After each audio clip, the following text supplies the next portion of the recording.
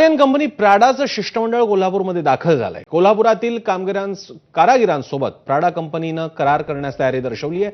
कोल्हापुरी चपलांसंदर्भात करार होणार आहे। कोल्हापुरी चप्पलच्या मुद्द्यावरून गोंधळ उडाला होता। प्राडाने कोल्हापुरी चपलांवर आधारित स्वतःच्या चपला लॉन्च केल्या होत्या आणि त्या फॅशन शोमध्ये दाखवण्यात आल्या। त्यानंतर मोठ्या प्रमाणात गदारोळ उडाला। कोल्हापुरातल्या कारागिरांनी याचा निषेध नोंदवला। त्यानंतर आता प्राडा कंपनीचं शिष्टमंडळ कोल्हापुरात आलेलं आहे।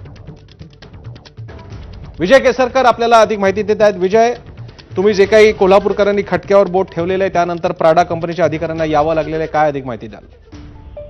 प्रसन्न अगदी बरोबर आहे। कोल्हापूरकरांनी आणि आपण माध्यमांनी जो रेटा लावला त्याच्यानंतर प्राडा कंपनीने नरमाईची भूमिका घेतली आणि जे आम्ही फॅशन शो मध्ये जे दाखवलं होतं चप्पल ते कोल्हापुरी चप्पल ही मान्यता दिली आणि भारतीय कारागीर आहे त्यांचा त्यांनी सन्मान ठेवला आणि आज प्राडाची एक टीम आहे ती कोल्हापूरमध्ये दाखल झालेली आहे। त्यामध्ये प्राडाचे एक संचालक आहेत, त्याचबरोबर फुटवेअरचे जे मॅनेजर आहेत आणि 2 सल्लागार आहेत त्या कंपनीचे, अशी 4 जणांची टीम आहे ती पोहोचलेली आहे आणि ती आता ज्या ठिकाणी कोल्हापुरी चप्पल बनते त्या ठिकाणी ते सगळे व्हिजिट दिलेले आहेत। कशा पद्धतीने कोल्हापुरी चप्पल बनते, कशा पद्धतीने कारागीर या ठिकाणी काम करतात याची सगळी माहिती आहे ती टीम घेणार आहे।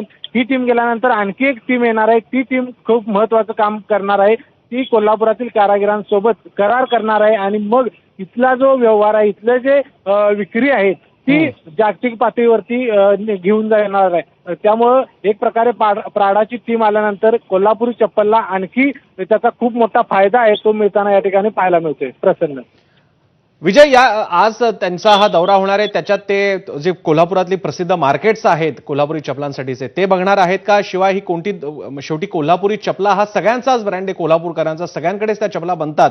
अशा वेळी काही विशिष्ट दुकानं की जी अनेक जवळपास 50-100 वर्षापासून आहेत, कोणत्या दुकानांना त्या भेटी देणार त्याबद्दल अधिक काय माहिती?